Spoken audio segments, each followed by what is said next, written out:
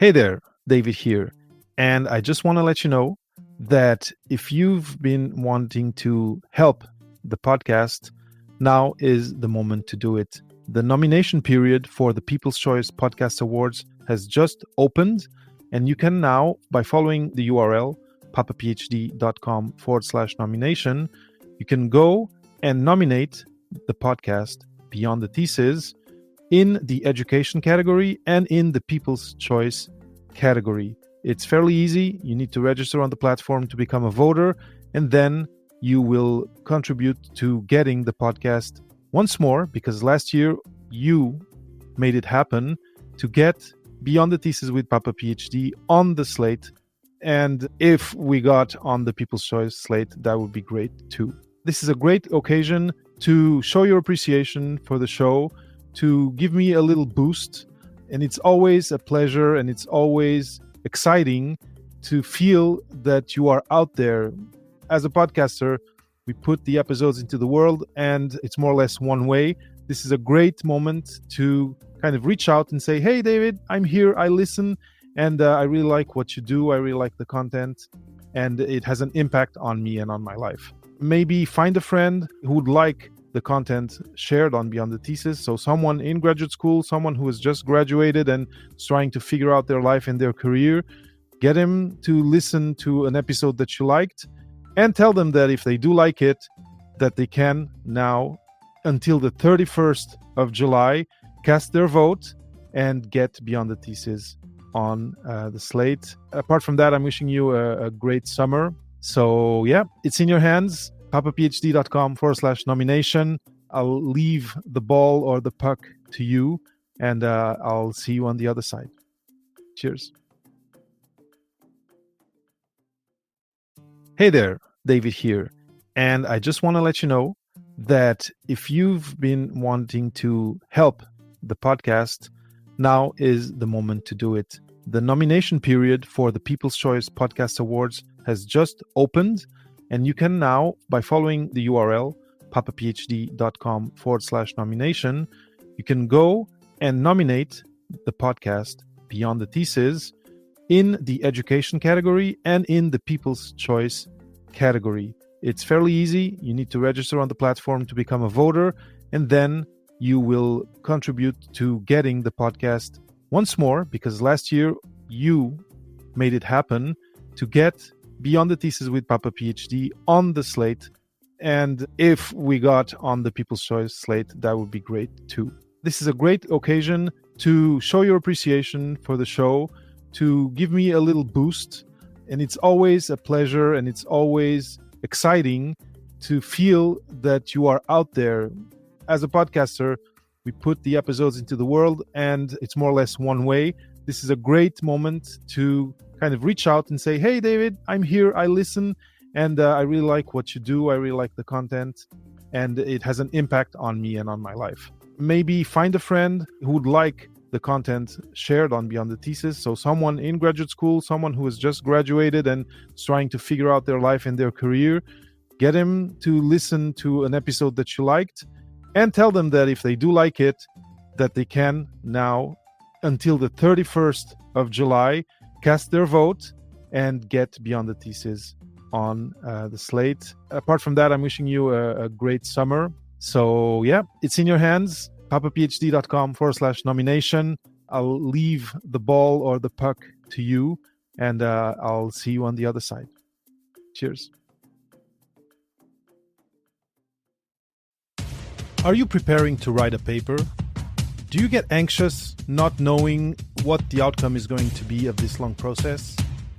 Today I'm sharing with you my conversation with Anna Clemens, whose specialty is to coach researchers on how to write for journal articles.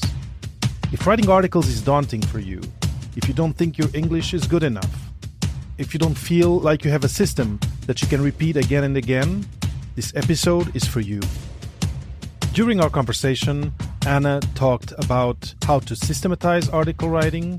She talked about the importance of how to communicate with editors, and also about different ways we sabotage ourselves when setting out to write a paper.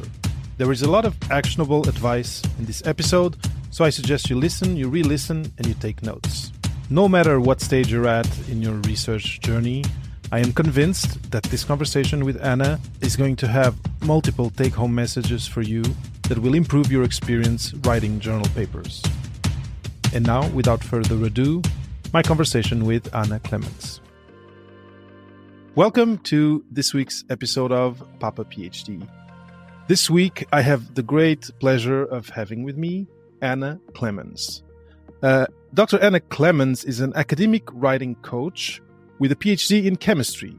In her online program, the Researchers Writing Academy, Anna helps researchers get their papers published in their target journals without procrastinating on the writing. Oh, procrastination, Anna. Isn't that a bane for a lot of us? Trigger something, right? Yes. Inside and outside of academia. Right. Welcome on the show. Thank you. Yeah, it's funny because the thing about procrastination is really the thing that when people approach me and they tell me what they struggle with when it comes to writing papers, that's like the number one thing they say. Getting started on those in front of that blank page, it is. Exactly. I know I live that, and it's there are ways to kind of circumvent it, and I think we might talk about some of them today. I'm sure we will. Yeah. But it's sometimes our brain plays tricks on us. Oh yeah. So a PhD in chemistry and now coach for writing for researchers. Can you share a little bit more on how that transpired, that transition? Yeah, sure.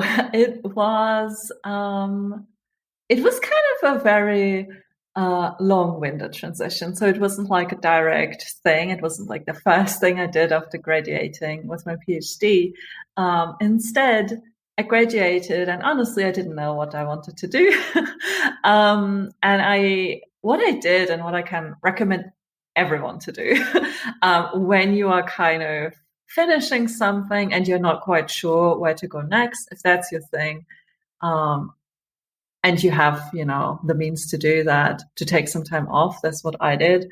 Lift off my savings a little bit, and just, did a lot of like introversion and reflection and trying to understand what I wanted to do. And one thing that became clear to me was that writing.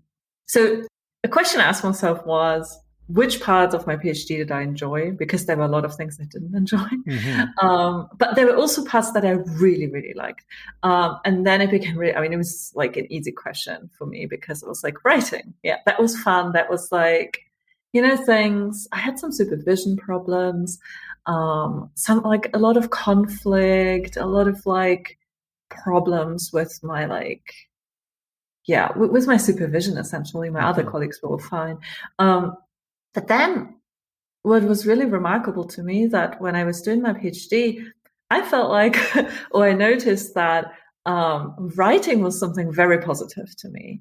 Like writing kind of became a refuge where I guess I was kind of good at it, and I don't really know why exactly, because it's not like I'd like written like poetry as a child or anything like that. I mean, I was always like into reading books and language and stuff, but I'd not done much writing, but it kind of came easy to me. And I really loved it. I love writing my thesis, my PhD thesis. I love writing papers. And I also noticed like everyone around me, all the other PhD students were like, oh my God, like, how do you like this? Like for them, it was like the worst part of the PhD. And for me, it was like, the best part. So anyways, this was a very long introduction to this, but then I basically started to do jobs, like freelance jobs that had to do with writing and science, ventured a bit in science journalism, because this seemed to me like the obvious thing. Yeah. Like if you like science and writing, you become like a science writer, right? Yeah. Like write for newspapers, magazines, things like that. And I did that. But it wasn't really it. And it also something to do with the job situation around that. It's just, I adore writing, science writing. So like writing for Popular Science magazine. I did that a lot, like writing a about like scientific discoveries, about like topics. Mm-hmm. Like there's one article I wrote about aphantasia, which is a condition when you don't have a mind's eye. Mm-hmm. Um, and it's very, very common, but it's not talked about a lot. So this article, I mean, this is so amazing because still people like get in touch with me because of that Okay. article. It was published. So I wrote it in German for the German version of Scientific American, and then Scientific American translated it. So this is why it's kind of like, out there and like easy to find when you Google aphantasia.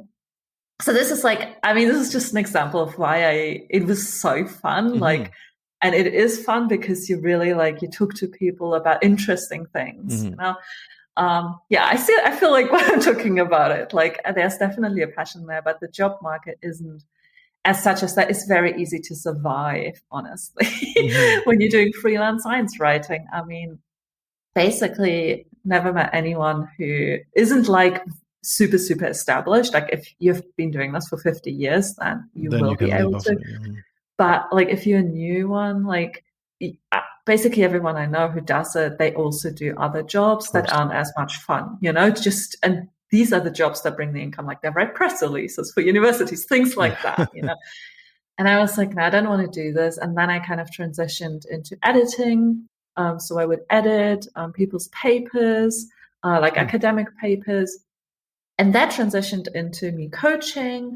So I kind of realized that editing it was kind of too late. And the way I edit was very, very thorough. So I wouldn't just like correct the language, things like that, or grammar. It was like, okay, so what do you want to tell? Like what do you want to tell people in this paper? Like what is like the key thing you want to convey? And I would really spend time like getting the story right and things like Mm-hmm. that. So it was just like a type of editing that it's actually very hard to, I felt like it was too late, like too late in the process, because when the researchers had already written, Mm-hmm. like, they'd already spent months, sometimes a year, sometimes several years to write that draft. And then I come and I'm like, yes, so Mm-hmm. Let's let's like rework it. completely redo it. Yeah. And it was kind of, I mean, people were, they were happy because like, the articles often were very successful then, but it's not very efficient and it's kind of frustrating. And then I realized, okay, I need to do this the other way around. Like, and I didn't really see anyone doing this, but really teaching researchers how to write a paper step by step. So like working with them. Okay, now you have your data. Okay, what do we do first? What do we do then? Like all the steps to like have it in a really, in a, you know, to have like a really compelling article. Mm-hmm. Yeah, Mm-hmm. Jen just said developmental editing. Yeah, that's the funny thing Yeah. because it is best early in the process, but it's often not done early in the process. I mean, not in the academic world or not in the academic paper writing world, at least. Like many things, like on the podcast we talk about careers a lot and career preparation, career readiness, and of course it's much better earlier on. But do people have time, or do people feel that they have time to focus on those things? There's always stuff on top of the list, and researchers, as we know, have a lot of stuff and admin and this and that, and unless they're really keen on becoming really great writers, they're not going to take the time to get training on that, or at least they won't think about it. And I guess that's where you come in, right? Yeah. I mean, I think people realize they need training. I mean, this is what I see from my program, because the biggest kind of group of people that are in the program are assistant professors or like new principal investigators. So people who are then like, they made it through the PhD, they maybe did a postdoc or two, something like that. And then they were like, okay, they got the opportunity to have their own group, their own lab. And then they don't have a PI anymore, who either with their name or with their expertise or I don't know, with their, whatever kind of skills that person had it's not there anymore. Mm-hmm. And they suddenly have to publish on their own and they have to, think about, okay, how am I going to teach writing to those PhD students? Or master students or whatever students or postdocs or whoever's in their group. And then they're like, oh, I don't actually know how to do that. And so this is the stage at which they usually come to you and try and ask you about the training.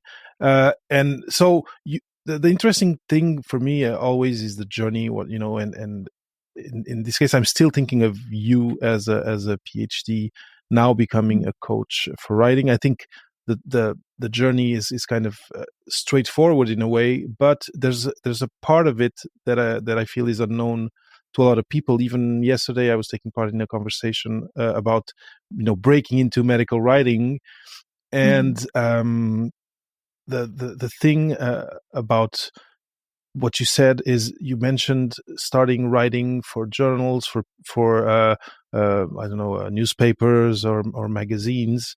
Do you think we can spend a minute or two just sharing with people how they can start writing, even if they're still doing their PhD? What are ways they can start getting other writing experience that will then serve them later on for when they get to this stage that you just mentioned? Is this something you can talk about? Yeah, it's a great question. And I'm just like thinking back to what I did and how I got this experience. Because, of course, like the problem is always you don't get gigs without experience, but how do you get Exactly. The experience chicken or without the getting egg? There gigs? you go. So, one thing that has helped me actually, I read a book which was called, oh gosh, I can't remember, but it was basically how to get published, like how to get commissioned without experience. Mm-hmm. So this was written by a journalist who's like a freelance journalist Okay. who talks through, okay, what's the pitching process like?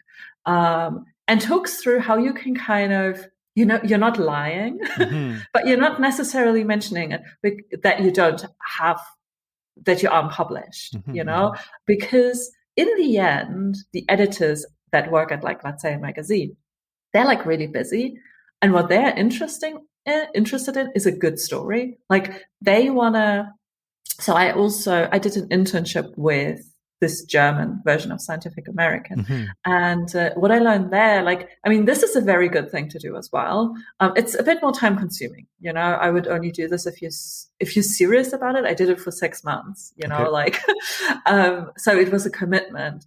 But of course, you learn a ton, like, because you learn how it's working on the inside, and okay, they're meeting once a week, the editors, and they are discussing. Everyone is kind of presenting the emails they got, the pitches they got, and what they're interested in is like a new idea, like something that the journal either hasn't published in a long time, or like an angle to a topic that they haven't had in there, just something they just haven't thought about. Because of course you have like an editorial team. It's like, I mean, in that case, it was like, I don't know, maybe 10 people or something. So there's a lot of brains, and they're exposed to a lot of things. Mm-hmm. But still, I mean, kind of your way in is to kind of think of a thing that they don't think about, So the they're story, always, the story is important. exactly, like finding something like a nugget.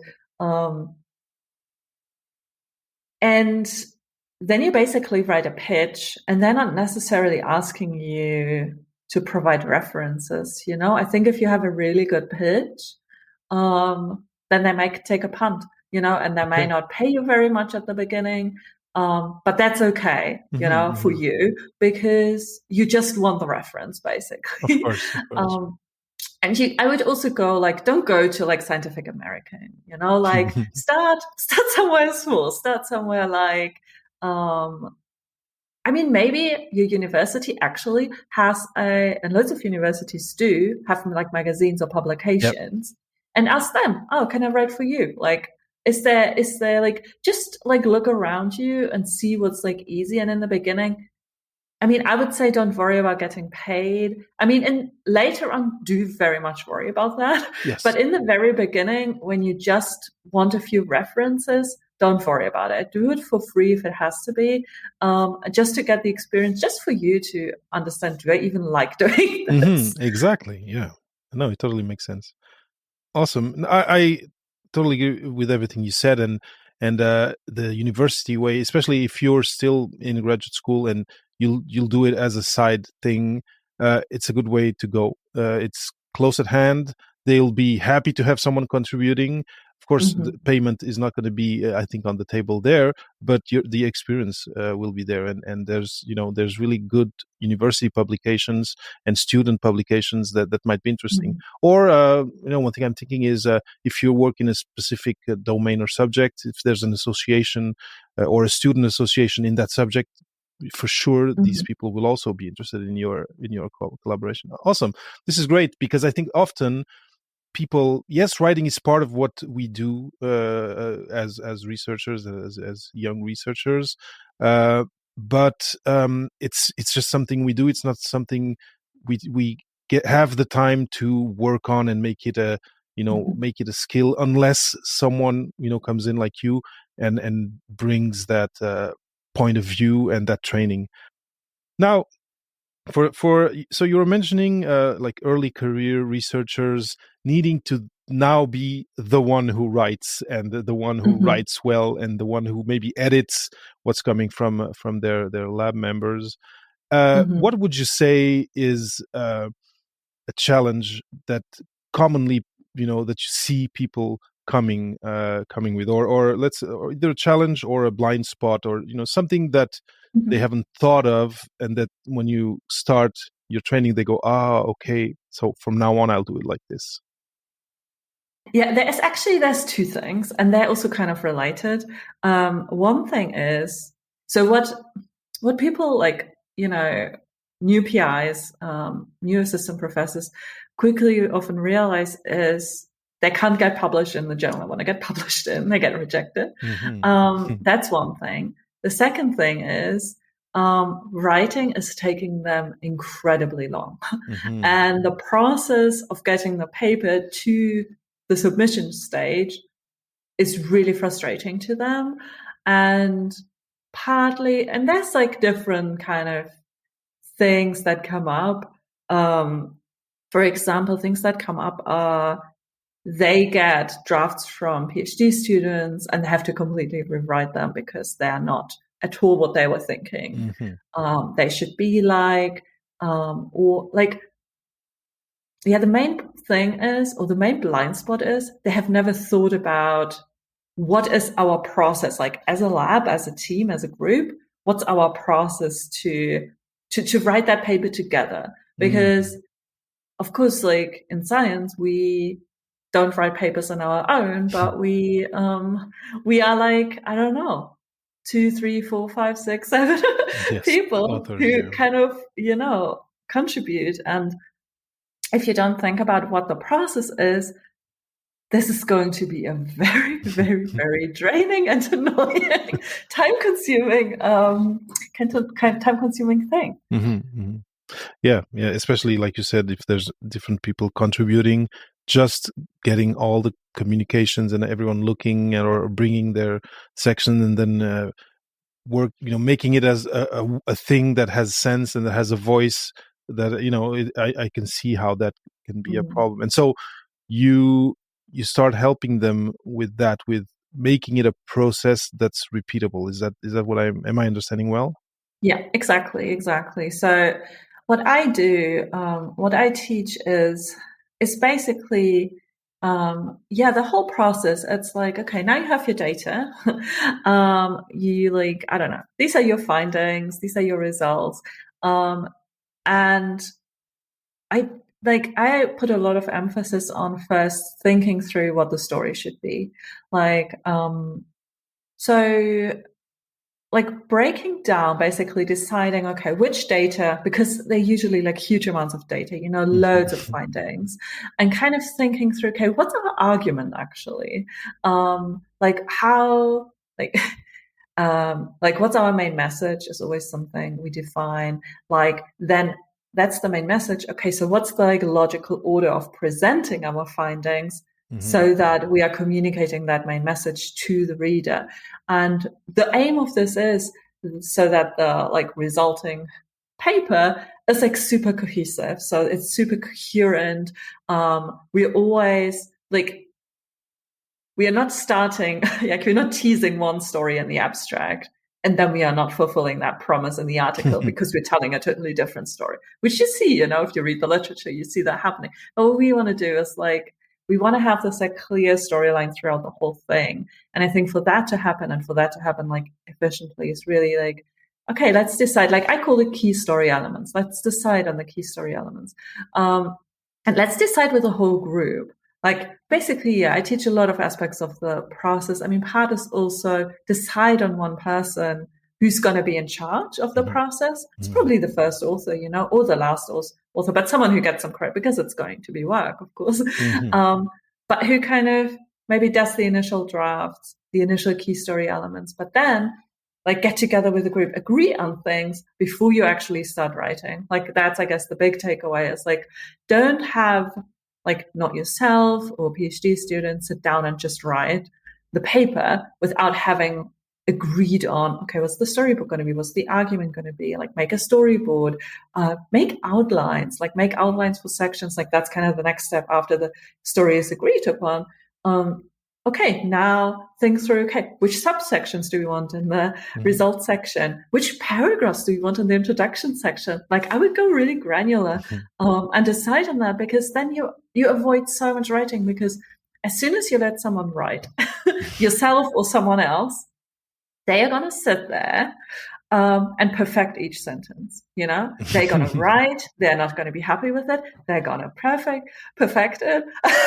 They're going to honestly waste time. And maybe then later you decide, oh, but we didn't even need to mention this information that you or that person then just spent, I don't know, half an hour perfecting. So that's why I think, yeah, the like planning before you actually, write, I think is like what I teach. It's a very interesting structure or process you're describing, because in the beginning, we were talking about procrastination and the white page, and this way, like, so doing it this way, creating like, sounds to me like creating buckets for the things that are the text that is going to come later on, I think is already a great way to prevent this writer's block and this procrastination, because you don't know where to start and how to perfect that sentence, like you were saying. It's a really, really great approach, and it's very much attractive to me. It's kind of a design thing. You design the article before filling in the actual buckets, and once people do that, and this of course is going to have the flavor of the person, that especially the one that is in charge of the article. But then I imagine it also helps collaborators a lot, because there's, like I said, there's buckets in there for them to fill, instead of, okay, think about what you want to write, and then they come with 3 pages, and then we need to sift through those pages and say, okay, this paragraph yes, this no. It sounds, yeah, exactly. I mean, this is really a huge part of it. Like what people have, like the feedback I've gotten was like from people who have gone through the Researchers Writing Academy, they were like, I'm so much more confident now to like guide my co-authors through the process. And actually, like they have confidence. Like one person said, Katja, we have like a case study of her on my website as well. She said, like, I could just tell them, oh no, this is maybe for another article, Like I think now we are like sidetracking because look, we agreed on this. And now you suggested this. And then people in her experience was that her co-authors went, oh yeah, you're right. Like, thanks. Like, like people were actually thankful to be taken by the hand a little bit. There was someone there who could guide the ship, who would keep everyone on track, and to have that like a very clear path ahead of them. And it makes the relationship with co-authors so much easier. Especially, I think, if you talk about it before, like if you just lay it out beforehand and be like, okay, I'm in charge, or I'm the first or last author, whatever, or the owner of the project, or however, whatever your role is, and you say, I suggest we do it this way. And I mean, people are usually fine with it because, truth to be told, not many people have, not many researchers have a good process for writing papers, It's not like you're clashing against something usually because everyone is just kind of doing it the way they've always kind of done it, or so it's super, super helpful being able to guide that process with your co-authors. No, and if you're starting, I can imagine, the panic of, a sculptor that's starting with a huge block of marble in front of them, and having a system and having a framework changes it completely and makes it a much less daunting process to start, because there's I just said it, but there's a process to follow. I really, really like that approach.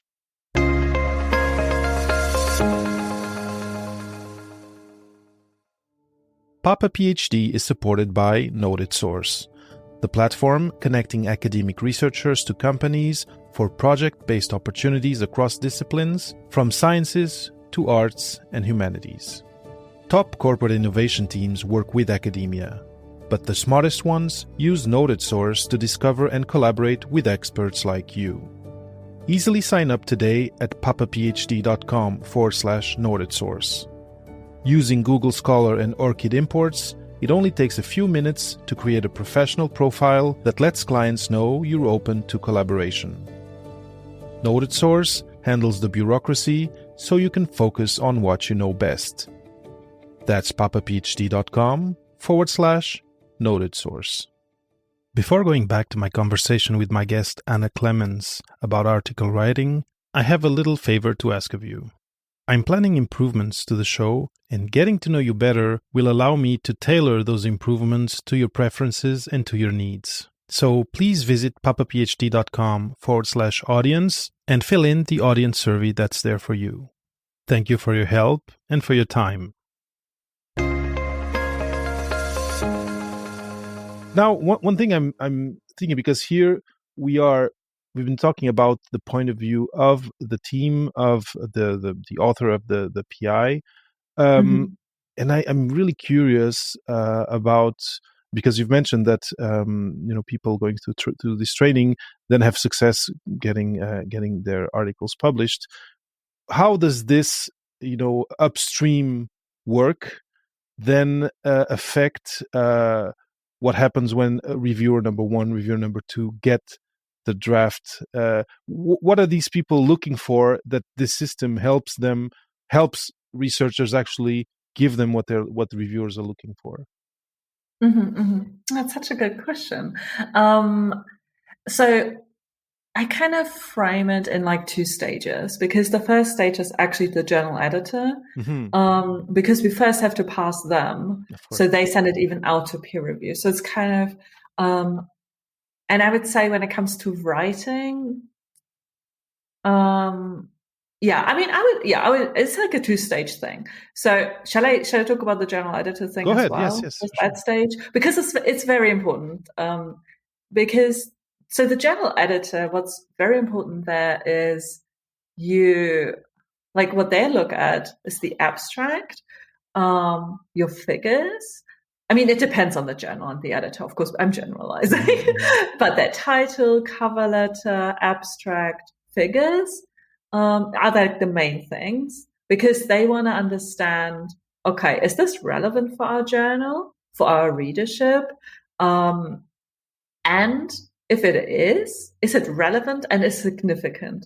Is it novel enough, for whatever the journal targets at, different journals have different kind of want a different visions and exactly level of significance. And then they look at, okay, do I believe the results? Does it make sense to me? Or what I said earlier, or is the author promising, or the author team promising something in the abstract they can't deliver on? So that's why typically they look at the figures, but they're often not subject matter experts, so they won't be able to fully understand. Critically, okay. So the most important thing there is, make it possible for your editor to actually follow your argument in the figures. Like have figures, because they likely won't read the text because they're not a subject matter expert and they expect this to be too difficult. I mean, some will, this is generalizing. And this is actually, I've talked to a lot of journal editors and I'm always like trying to find this information from them. So this is basically relaying things that they have told me. I'm not like making this up. And figures are like very, very important there. And they want to see the argument in the figures. And you also can then you can do subsections, you can really try to communicate your research, but also, and this is as important, the story. In your story, it becomes clear how significant your research is. And whether it is suitable for that journal. And you can do that in the abstract. You kind of do it in the whole paper, but the abstract, I would recommend tell a mini story, tell your story, like a synopsis of your story in the abstract, tell the full thing, tell people why it's significant, tell them what problem you're solving. And also in the cover letter. So the cover letter is so powerful. And a lot of journal editors have told me that authors are sometimes, wasting that space a little bit by just copy pasting an abstract because they don't need anything that's they have the abstract already. They're kind of thinking, oh, now you can talk to me directly. You're not talking to me through something you're going to put out into the public, but this is our private channel. So be very direct with me. Tell me maybe there's something that you couldn't mention, in the introduction. Maybe you're super critical of some work that's out there and you don't necessarily want to create enemies. So you're not putting this in your introduction section, but this is perfect. If that's the case, tell the editor, tell them give them reasons, right? Yeah. For why that is the case. Talking to them one-on-one, from person to person. And sell, I spoke to an editor at a conference last summer and he was like, it's really weird to me how few people sell try to sell their article in the cover letter, because that's what it's for. This is your place to sell your article. And if you don't, they may get suspicious because they're like, oh, you don't believe in it, you have to think about how it is for them and what expectations they have. So that's the editor stage. And then the peer reviewer stage, they're the most important thing that you can do in your article when it comes to writing, because of course, most of what the peer reviewers are looking at is the actual science, which I can't help with. You have to do this on your own. That your data is, good, reliable, robust, solid. They're checking that you checked for all parameters, or for the relevant parameters, or enough parameters so that it's relevant for the journal. A higher impact factor journal will probably want you to have a very big study, like Nature or something, Science. They want huge study, huge data sets. They want you to have thought about every eventuality that could kind of topple your conclusion. So they want it to be very robust. And they maybe want to have the next step, if you have a proof of concept study, they want to already see, oh, have you tried to implement, apply it? So you have to think like that. But that's the very big journals. And where was I going with this? Well, so the peer reviewers, they look at is your study robust, solid? And when it comes to writing, what you can do, what writing can achieve there for you, is not to be misunderstood. So write clearly, because honestly, I feel like a lot of peer review, a lot of space in peer review reports is kind of about, oh, they misunderstood, they misunderstood what you were saying. And I don't know if you've written, those of you watching or listening to this, if you've written a paper and got a peer review report back, you may have had this. I feel like we all had this. I remember hearing this. yeah, but that's not what I mean. Yeah. Like they totally misunderstood me. Like how could they? But honestly, it's on you. Like if they misunderstood you, it's Hmm. probably on you because it's your, like if they misunderstood, they are just a reader, right? The other readers will also misunderstand.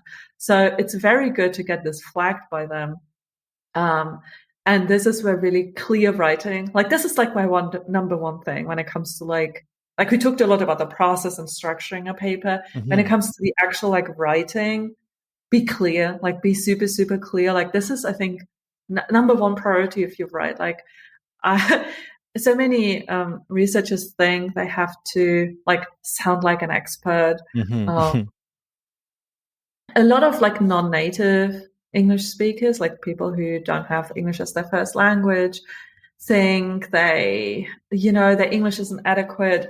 But where I think, probably your English is fine because, you do a PhD or you do research in English, Mm. if you do, and, you will be fine. Like if you can discuss your research with your group, with your department, or go to a conference, present your research, you have enough English to write an article. Hmm. That's kind of what I mean. And then I think we kind of overestimate how good we have to be in English to write an article, where I really think like the main, like don't overthink your English, um, but think about being clear. Like, Hmm. um, I think this is should be the goal. Or I mean, I think the most effective way to get articles published is to think about being clear and Hmm. make that a priority, not like being grammatically correct 100% of the time. Yeah. Thinking about commas and stuff. I mean, yeah, sometimes they can maybe change the meaning a bit, but honestly, like people make such a big deal out of the Oxford comma and stuff like that. Hmm. Like, whatever. I mean, yeah, maybe but it's not what's Hmm. gonna get your article rejected. That's super interesting. So it means style, you won't be rejected because of style or grammar. That's what I'm hearing. And it's important. Me, myself, being someone who does not have English as their first language, I'm super thankful that you mentioned this because I have, again, talked with young researchers and it is an issue. There's a lot of, it's let's say imposter feelings in a way of, oh, I can't write as well as my PI, as well as my benchmate who was born in this or that country and speaks the language. And super, super happy that you mentioned that. Now, in these last few minutes, you said a bunch of things that elicited things, I took a lot, sorry. things for me. No, it's fine. I'll try and we're anyway, we're at 40-ish minutes of interview. So we still have a few minutes left. But one of the things that you mentioned that was interesting and that I think people should take note is when you are communicating with this general editor, you are not communicating with an academic. It's someone who is working for a business. And you said something that I think often is not a bad word, but anyway, it I can know be which one almost you're a bad word.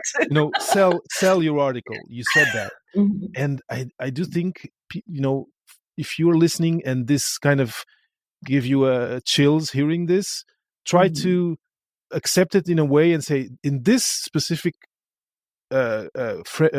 framework of communicating with this person who is kind of a gatekeeper of, does this article go to the next step or not?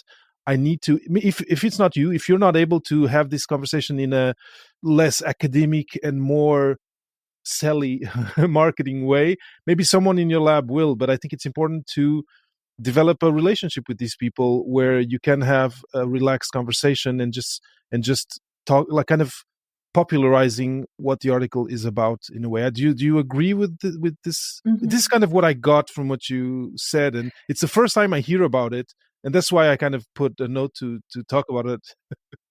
Yeah, I love that you picked up on that because you're right. Like selling is the dirty word in academia, and if like it makes you cringe, like those of you who listen, then I mean, I had to rethink. I mean, running my own business, I had to think about selling. I had to really examine my relationship with selling.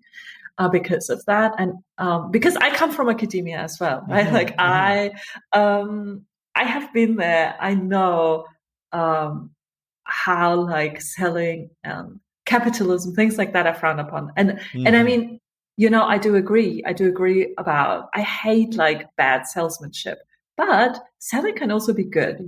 Selling is not inherently bad. That's what I want to say. Because if you think about, you have a problem, right? And you, I don't know, let's say you go to the pharmacy, you have a skin problem. And you tell them about your problem and they give you a really good product that solves your skin, I don't know, eczema or whatever. You're like super happy. I mean, you're so glad that person told you about that it will help your problem. And you walk away, you use the product, your skin gets better. You're like, wow. I mean, this is selling, like selling isn't only sleazy and bad. Like, just think about, I mean, selling is basically, and I mean, I don't talk about selling much actually. I talk way more about storytelling, but lots of people don't like storytelling because they think it's too much, it's too salesy. And because storytelling is like, oh, it means like, oh, you're like exaggerating your findings, you're like overstating them. And there are some examples, there are papers out there, of course, and there are groups that do a lot of papers that are kind of really, blown up, like exact, and you go like, well, but the results actually don't deliver what you like said at the top. And this is gross. And but I feel like this is not the fault of selling, and this is not the fault of storytelling, but this is the fault of using it the wrong way, using the tool the wrong way. Like there is a way of using the tool the right way. And this is, we really try to think about where your reader's at. Like, well, I always say it's like, put yourself in your reader's shoes. Think about where they're at. Like the journal editor, as you say, they're not an academic, or they probably did like a PhD, postdoc, but they're not in academia anymore. Look up like the journal editor you're submitting to, look up what field they're covering and just think about, okay, how many research topics do they need to be able to judge, right? Like they won't have in-depth knowledge, the same as your peer reviewers or as your like direct colleagues. So just thinking about that and trying to like pitch it at a level that they will be able to understand the significance. And actually often it is that we ourselves as the author haven't really thought about the significance, not in that specific way. So it's also a way, actually, I mean, I see this happen all the time, that thinking about what story you are telling helps you as the author to actually realize what potential impact your research could have.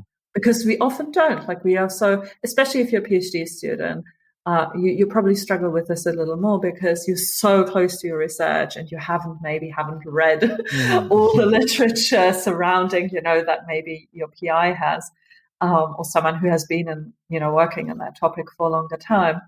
So I suggest just re-examine, just challenge. If you feel like selling is a bad thing, just think about it a little bit. Try to challenge that thought a little bit. Yeah, Jen says, and it's interesting. Selling is like inviting people to your party. If you don't, nobody will come, and it's true. Yeah.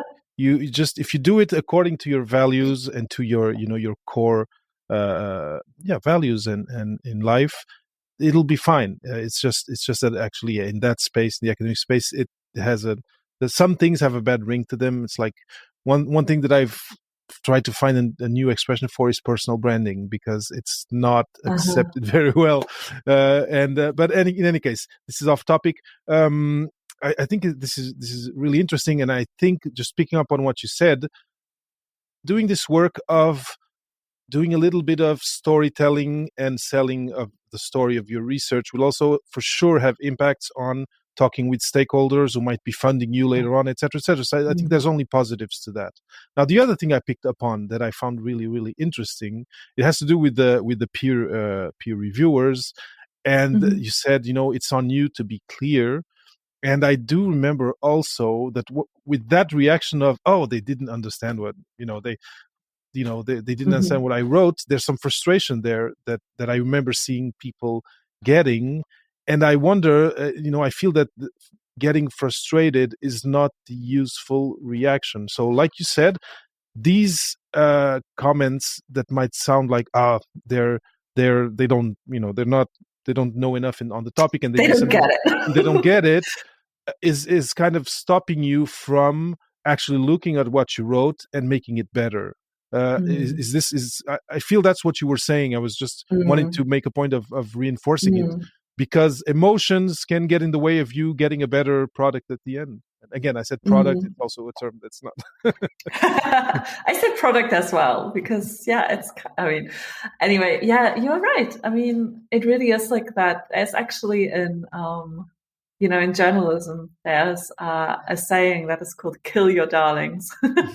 Sometimes we are very in love with our own, like we have like a sentence or turn of phrase we really like. It happens to me all the time when I write.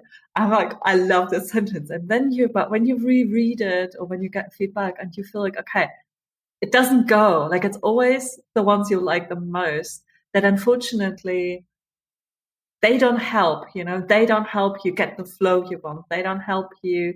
I mean, they may be breaking the flow. They may make it unclear, or there's like a better way of putting it. Like, yeah, don't be too attached to what you have written. And do get feedback. I mean, it is really a process and it is a skill. So it's a skill you need to do. Like, to develop a skill, you first need to know how to do it, and then you need to practice it, right? Like, even if someone tells you this is how you do it, I mean, I always think it's better if you have someone who tells you how to do it, because then you kind of have a shortcut. But then once you know kind of the system or the strategies, then practice it and get feedback. Like have other people read it, like have your lab mate read it, your supervisor, whoever, like read it and ask them, okay, is this clear? Like, did you follow this? Or is there any confusion? I always think it's good to have someone read it who who doesn't know so much about your study. So you have like a bit of an outside perspective, and you don't need to give them your whole article. Just if you have like points where you're unsure something, you can kind of prevent, getting that feedback from the peer reviewers if you do that. Yeah. And now I wonder whether part of your training, actually, before I do that, I do want to, first, thank you for being here so much. And I want to share, I want you to be able to share where people can find you. Yes. So you can find me on annaclemens.com, and this is ANNACLEMENS.com. And you can find my food training there as well if you just there's a big button at the top that says free training. So you can find it that way, or you head to papaphd.com/Anna Clemens. So that's just my name.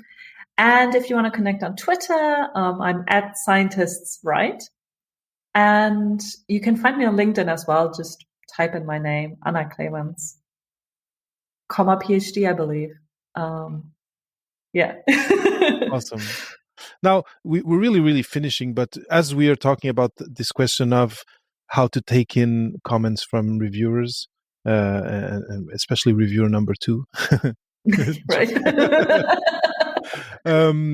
I wonder whether, to finish, whether there's part of your training that focuses just on that, on, how to make the best experience out of getting reviews and then addressing them.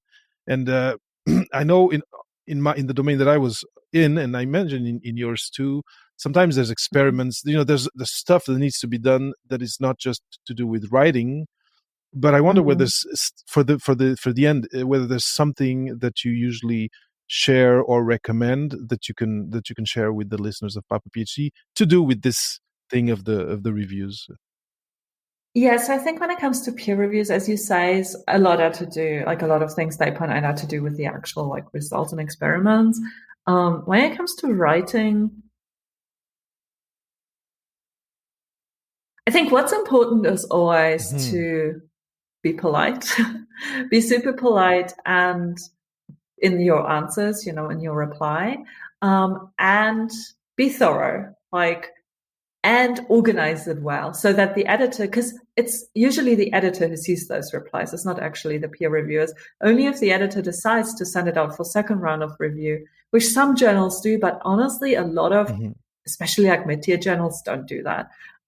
So again, in your reply to the peer reviewers, you're kind of talking to the editor again. So think about that.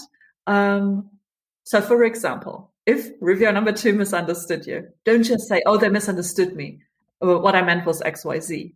Now, you have to go back then into the article and change that, and then say in your response, I believe that there was a misunderstanding because my writing wasn't clear. Or because our writing wasn't clear, we have rectified that by changing sentence so-and-so. It's highlighted in this color in the manuscript. Like make it super easy for them to find, organize it very well, refer to it. I would always answer everything.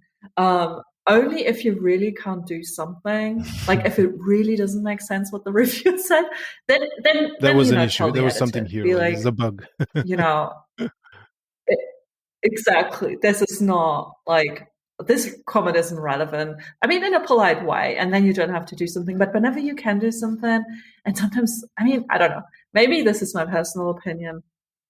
I mean, sometimes it depends on your publishing strategy in the end. If you just want to get if you're a PhD student, you just need to get this paper published now. You don't have time to send it somewhere else. Also, if you're PI, I mean, most of us don't just time want to is get always a stuff constraint. out, rather.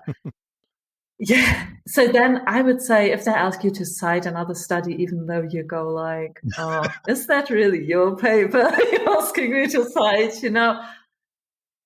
I have done this in the past myself, and I would just, up to you, whatever, with your values, if that's aligned with that. But I always answer everything and try to, because it's an easy win for you in the end. I mean, if they want you to publish something, cite something, okay, just cite that paper. Otherwise, you kind of have to say why you don't want to cite it. I mean, it's also fine, but do then give your reasons for why you really don't want to cite that paper. And that's then fine as well. No, but it's interesting again that here that you need to think about the human you're actually interacting with, and when thinking of what response you need to give. And if you go too academic or expert, it won't be the right thing to do, because the person you're actually talking with is not an expert. I mean, I love it. Anna, sadly, the time has kind of is kind of over. We're almost at 1 hour of talking here, which was super pleasant. I kind of want to sum up some of the things that